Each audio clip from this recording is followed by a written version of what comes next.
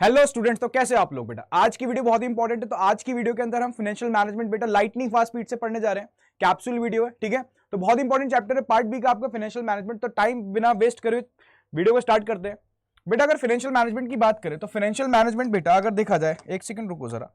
Financial management अगर देखा जाए तो फाइनेंशियल मैनेजमेंट है क्या बेटा, तीन चीजों का सम है। तीन चीजों का सम, तीन डिसीजन का, इन्वेस्टिंग, फाइनेंसिंग एंड डिविडेंड। तीन डिसीजन को अगर हम सम कर देते तो क्या बन जाता है फाइनेंशियल मैनेजमेंट। तो फाइनेंशियल मैनेजमेंट को मैं क्या बोलूंगा, efficient acquisition, efficient utilization and efficient distribution of funds for smooth working of the organisation. Sir इसके अंदर एक टर्म होती है बिजनेस फाइनेंस। बिजनेस फाइनेंस का मतलब होता है बेटा वो पैसा जिससे आप बिजनेस करोगे। तो funds required for carrying out business activities is known as business finance. ठीक है सर, आगे चलते हैं।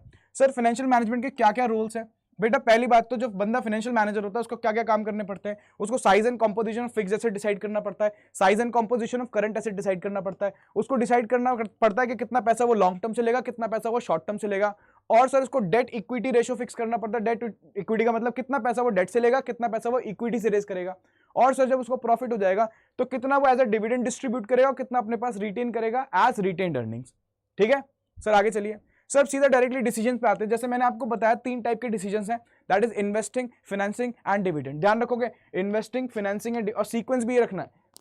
पहला डिसीजन इन्वेस्टिंग होता है। पहले हम डिसाइड करते हैं careful selection of assets in which funds will be invested. अब इस बात का मतलब क्या है, हमें पहले डिसाइड करना पड़ता है कि हम पैसा कहाँ इन्वेस्ट करेंगे, फिक्स्ड एसेट्स और करंट एसेट्स। ठीक है।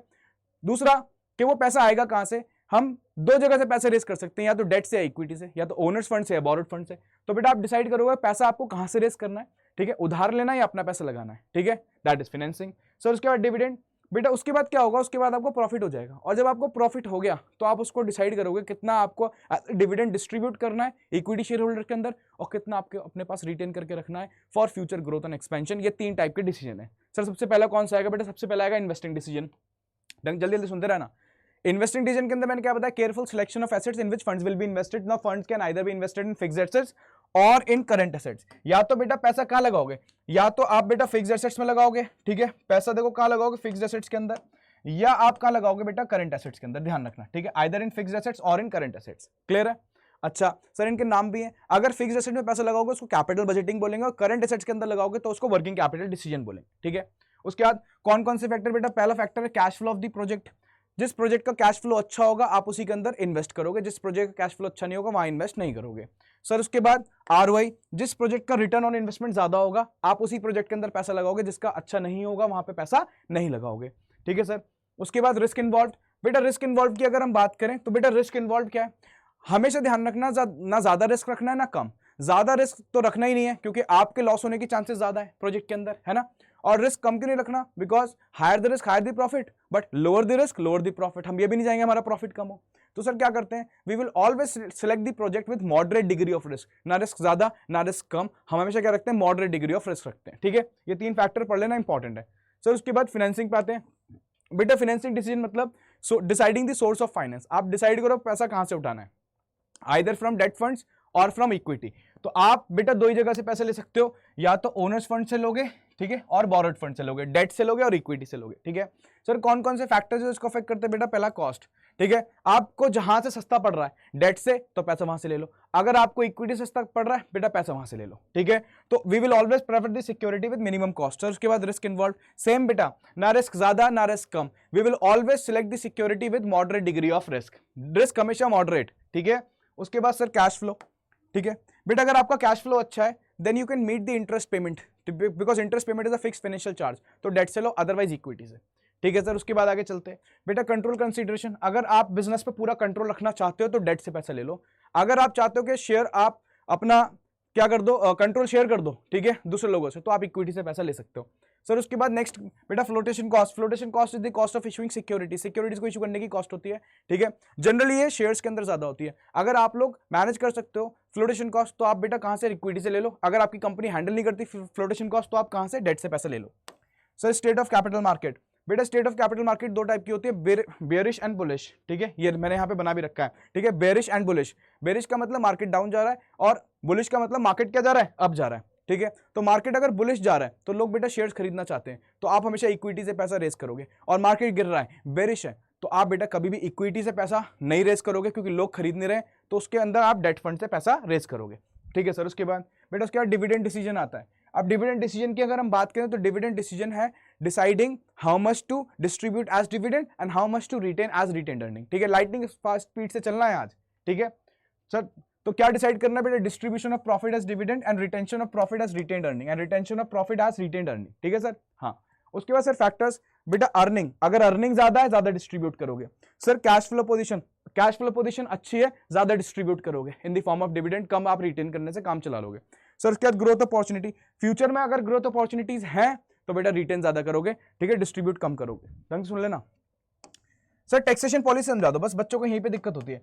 बेटा देखो, अगर टैक्सेशन रेट ज्यादा चल रहा है, ठीक है, सीडीटी ज्यादा चल रहा है, कॉर्पोरेट डिस्ट्रीब्यूशन टैक्स या डिविडेंड डिस्ट्रीब्यूशन टैक्स ज्यादा चल रहा है, तो आप पता क्या करोगे, आप अपनी टैक्स लाइबिलिटी कम करने के लिए डेट से पैसा उठा लोगे। ठीक है, आप अपनी टैक्स लाइबिलिटी कम करने के लिए बेटा कहां से पैसा उठा लोगे, डेट से। सर क्यों बेटा, क्योंकि डेट पे आपको इंटरेस्ट पे करना पड़ता है, interest is a deductible expense before calculating tax.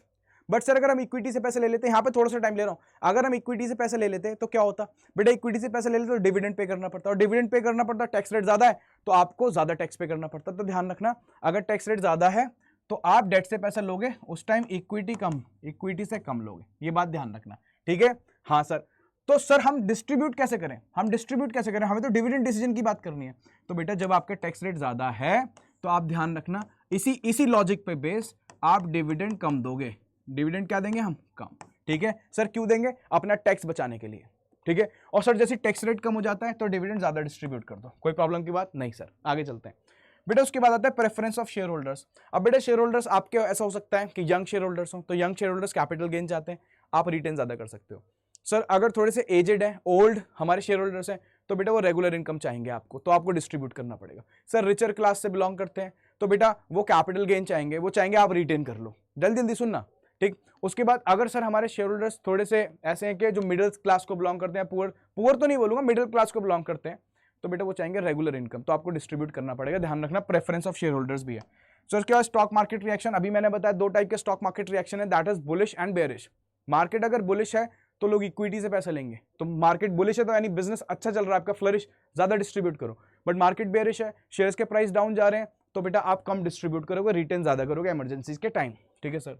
तो उसका टॉपिक आता है फाइनेंशियल प्लानिंग। बेटा प्लानिंग का मतलब होता है deciding in advance what to do and how to do.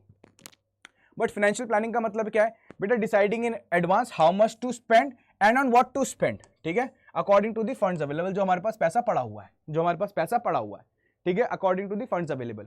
Sir इसकी इंपॉर्टेंस क्या है बेटा, पहली इंपॉर्टेंस है कि हमें ये बताता है कि हम कितना मार्केट से पैसा उठाएं, कलेक्शन ऑफ ऑप्टिमम फंड्स, ना ज्यादा उठाना है ना कम उठाना है, जितनी रिक्वायरमेंट है उतना ही उठाना है। ठीक है, कौन बताता है, फाइनेंशियल प्लानिंग हेल्प करता है। ठीक है सर, हमारा कैपिटल स्ट्रक्चर अप्रोप्रिएट है उसको फिक्स करने में हेल्प करता है। हाँ, जैसे आपको पता है मोस्ट अप्रोप्रिएट कैपिटल स्ट्रक्चर क्या होता है, डेट 2:1, तो बेटा ये बताता है, हेल्प करता है हमारी फाइनेंशियल प्लानिंग। ठीक है, तो most appropriate capital structure fix करने में हेल्प करता है, कितना पैसा डेट से लेना है, कितना पैसा इक्विटी से। सर ये भी बताता है कि हमें कौन से प्रोजेक्ट के अंदर इन्वेस्ट करना है, यस, ठीक है, राइट प्रोजेक्ट के अंदर पैसा लगवाता है। ठीक है सर, ऑपरेशनल एक्टिविटीज में हेल्प करता है। हाँ बेटा, ऑपरेशनल एक्टिविटीज के लिए पैसा चाहिए होता है, तो कितना आप वर्किंग कैपिटल मेंटेन करके चलोगे ये बताएगा आपको। ठीक है सर, फाइनेंशियल कंट्रोल करना है, तो बेटा there is no financial control without financial planning. Planning के बिना तो कंट्रोलिंग होती नहीं है, तो it acts as a base for financial control. ठीक है सर। उसके बाद sir helps in proper utilisation of funds. हाँ बेटा, आपको अपने फंड्स प्रॉपर्ली यूटिलाइज करना है, जितना पैसा उठाया था सारा का सारा आपको मार्केट में लगाना है, आपके पास आइडल फंड्स नहीं रहने चाहिए, वो वेस्टेज है आपकी। ठीक है सर। और सर बहुत इंपॉर्टेंट बात बेटा, अगर आपको पता है बिजनेस इज अनसर्टेन, ठीक है, कंटिजेंसी आती रहती है, तो उनको मीट करने के लिए आपके पास रिजर्व्स होते हैं, तो बेटा उन रिजर्व्स को मेंटेन करने में कौन हेल्प करता है, फाइनेंशियल प्लानिंग। हम पहले से डिसाइड करके चलते हैं इन फ्यूचर कोई शॉक्स एंड सरप्राइजेस आए तो उनको कैसे कंट्रोल करेंगे, कैसे मैनेज करेंगे। ठीक है, तो helps in avoiding the shocks and surprises. Sir उसके बाद बेटा सबसे इंपॉर्टेंट टॉपिक है इस चैप्टर का, कैपिटल स्ट्रक्चर। पहले बता रहा हूँ, जो बात बोल देता हूँ पत्थर की लकीर है, पत्थर की लकीर है। पूरे यूट्यूब पे चले जाओ, इधर उधर घूम के इधर ही आना है। अब उसके बाद बेटा कैपिटल स्ट्रक्चर की अगर हम बात करें तो कैपिटल स्ट्रक्चर का मतलब proportion of debt in equity in overall capital. बेटा पूरी कैपिटल के अंदर कितना प्रोपोर्शन डेट है और कितना प्रोपोर्शन इक्विटी है, कितना प्रोपोर्शन डेट है कितना प्रोपोर्शन इक्विटी है, दैट इज कैपिटल स्ट्रक्चर। ध्यान रखना इस बात को। ठीक है सर एक बार बताना बेटा, प्रोपोर्शन का मतलब होता है परसेंटेज। मान लो 30% डेट है और 70% क्या है आपका, इक्विटी, आपका कैपिटल स्ट्रक्चर है। प्रोपोर्शन का मतलब होता है परसेंटेज, इस बात को मत भूलना।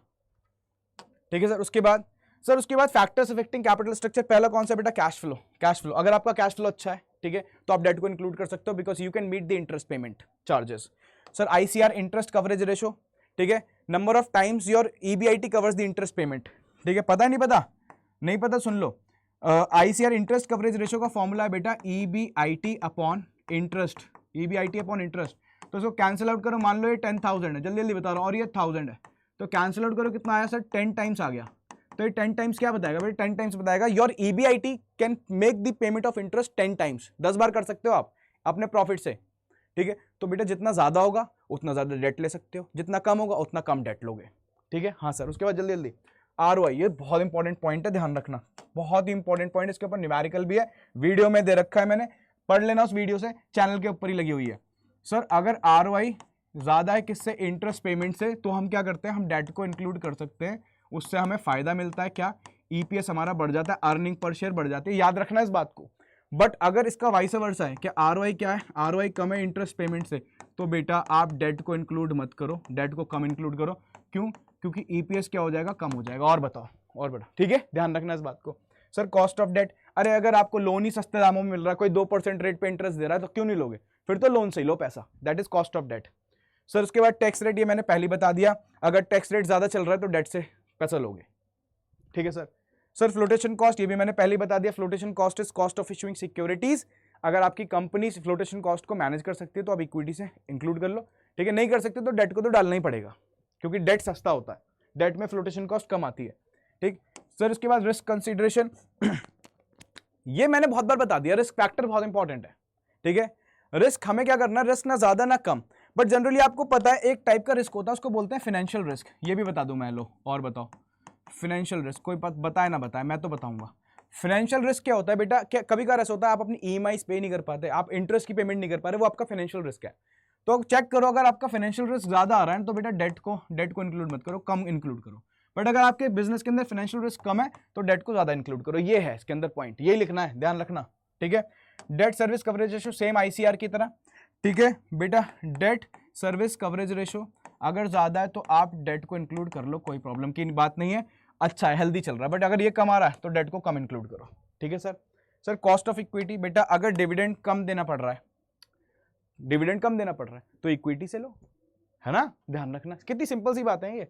सर आगे चलिए जल्दी से, ठीक है, ठीक है, हाँ भाई, अब ये तीन होमवर्क है, इन तीन के बारे में आप मेरे को कमेंट करके बताओगे, जल्दी से बता रहा हूँ, इन तीन के बारे में वीडियो देख के कमेंट करोगे नीचे, ठीक है। हाँ सर इंपॉर्टेंट है, पहले बता दिया। सर उसके बाद आता है capital budgeting decision. Sir capital budgeting decision की अगर हम बात करें, हाँ बेटा बात तो करनी पड़ेगी। कैपिटल बजटिंग डिसीजन के स्टार्टिंग में बता दिया था कि फिक्स एसेट्स पे जो पैसा लगा रहे हो वो आपका कैपिटल बजटिंग डिसीजन होता है, ठीक है। हाँ सर, क्या कुछ फैक्टर्स है जो इसको अफेक्ट करते हैं, अब यही सबसे ज्यादा इंपॉर्टेंट, ये top, capital structure, capital budgeting और वर्किंग कैपिटल, तीन मेरे से अभी लिख के ले जाओ, अभी मैंने इस वीडियो के अंदर बता दिया, तीन लिख के ले जाओ, बहुत इंपॉर्टेंट है। सर पहला जल्दी से देखो कौन कौन से फैक्टर्स है। पहला nature of the business, business का नेचर दो टाइप का बेटा, ट्रेडिंग का और मैन्युफैक्चरिंग का। बेटा ट्रेडिंग के अंदर आपको फिक्स कैपिटल की रिक्वायरमेंट कम होती है, जिससे मशीनरी लैंड वगैरह खरीदोगे वो कम, बट मैन्युफैक्चरिंग बिजनेस के अंदर ज्यादा होती है। सर स्केल ऑफ ऑपरेशन, बेटा स्केल ऑफ ऑपरेशन की बात करें ना, अगर हम स्केल ऑफ ऑपरेशन की अगर हम बात करें तो दो टाइप के स्केल है, small scale and large scale. Sir large scale के अंदर हमें फिक्स कैपिटल ज्यादा चाहिए होती है, स्मॉल स्केल के अंदर कम। सर टेक्निक ऑफ प्रोडक्शन, बेटा अगर हम कैपिटल इंटेंसिव टेक्नोलॉजी यूज कर रहे हैं तो वहां फिक्स कैपिटल ज्यादा, लेबर इंटेंसिव यूज कर रहे हैं तो फिक्स कैपिटल कम। सर उसके बाद ग्रोथ, अगर आपको फ्यूचर में लग रहा है कि आपको एक्सपेंशन करना है, नए नए ब्रांचेस ओपन करनी है, फिक्स कैपिटल ज्यादा, अदरवाइज कम। सर डाइवर्सिफिकेशन करना है, नए नए प्रोडक्ट लॉन्च करने हैं, सर नए नए प्रोडक्ट, आप इकोनॉमिक्स पढ़ा रहे थे, बिजनेस स्टडीज पढ़ाने लगे, तो बेटा फिक्स कैपिटल ज्यादा, ये डाइवर्सिफिकेशन है, अदरवाइज कम। सर टेक्नोलॉजिकल अपग्रेडेशन, सर हमें नया आईफोन खरीदना है, पैसे ज्यादा लगेंगे, सेम। सर अगर कंपनी को टेक्नोलॉजी अपग्रेड करनी, ज्यादा पैसा, फिक्स कैपिटल रिक्वायरमेंट ज्यादा, अदरवाइज कम। सर अगर हमें लोन आसानी से मिल जाता है, ठीक है, अवेलेबिलिटी ऑफ फाइनेंस, तो बेटा फिक्स कैपिटल कम होगी, क्योंकि आप मशीनरी लोन लेके खरीद लोगे, तो अपने पास फिक्स कैपिटल रखने की जरूरत ही नहीं है, पैसे रखने की जरूरत नहीं है। सेम बेटा लीजिंग फैसिलिटी, अगर आपको कोई चीज लीज पे मिल जाती है, रेंट पे मिल जाती है, तो भी आपको अपने पास फिक्स कैपिटल मेंटेन करने की जरूरत नहीं है। सर अगर हम किसी से कोलैबोरेट करके काम कर लें तो भी फिक्स कैपिटल रिक्वायरमेंट आपकी कम है, क्योंकि आधे पैसे वो डालेगा, आधे आप डालोगे, तो आपकी फिक्स कैपिटल रिक्वायरमेंट कम हो गई ना, कितना सिंपल था, है ना, ठीक, ये हो गया हमारा। आगे चलते हैं। सर उसके बाद आता है वर्किंग कैपिटल, बहुत ही बढ़िया। वर्किंग कैपिटल बेटा जितना पैसा करंट एसेट्स पे लगा रहे हो, जितना पैसा करंट एसेट पे लगा रहे हो, सारा का सारा वर्किंग कैपिटल है, ठीक। सर वैसे नेट वर्किंग कैपिटल क्या होती है मैं बता देता हूँ। नेट वर्किंग कैपिटल होती है आपकी excess of current assets over current liability, ये बात ध्यान रखना। बट अभी यहाँ पे वो पैसा जिससे आप अपने करंट एसेट्स खरीदोगे, करंट एसेट्स पे पैसा लगाओगे, ठीक है। हाँ सर, वो उसको हम बोलते हैं वर्किंग कैपिटल। सर कौन कौन से फैक्टर बेटा? पहला length of operating cycle. Length of operating cycle होती है कि आपने रॉ मटेरियल उठाया और रॉ मटेरियल उठाने से लेके जब आप डेटर से पैसा रियलाइज करोगे, ठीक है। एक बार मैं बता देता हूं जल्दी से, इधर देखो, रॉ मटेरियल खरीदा सर, उससे सेमी फिनिश गुड्स बनाए सर, उससे फिनिश गुड्स बनाए सर, हमने बेचा तो उधार पे बिक गया सामान, डेटर क्रिएट हो गए, फिर सर डेटर से पैसा मंगवाया कैश सर, फिर रॉ मटेरियल खरीदा। ये पूरी की पूरी साइकिल को हम क्या बोलते हैं? Operating cycle. इसकी लेंथ बड़ी है ना, तो अपने पास बेटा वर्किंग कैपिटल ज्यादा मेंटेन करके चलना। पैसा कहां से आएगा? ये तो लेट देंगे, बट छोटी है, जल्दी पैसा जाता है, तो बेटा वर्किंग कैपिटल रिक्वायरमेंट कम, ठीक है। ऐसी sir nature of the business same बेटा, ट्रेडिंग है तो फिर वर्किंग कैपिटल कम, अगर मैन्युफैक्चरिंग है तो वर्किंग कैपिटल ज्यादा। Sir scale of operation same, small scale है वर्किंग कैपिटल कम, लार्ज स्केल है वर्किंग कैपिटल ज्यादा। सर बिजनेस साइकिल, बेटा बिजनेस साइकिल आपको पता है ना कि हमारी इकोनॉमी इस तरीके से मूव करती है सर। फेजेस आते हैं बूम के, डिप्रेशन के, ये प्रॉस्पेरिटी और डिप्रेशन है ना। तो बेटा बूम के टाइम डिमांड ज्यादा होती है, वर्किंग कैपिटल ज्यादा, क्योंकि ज्यादा प्रोडक्शन करोगे।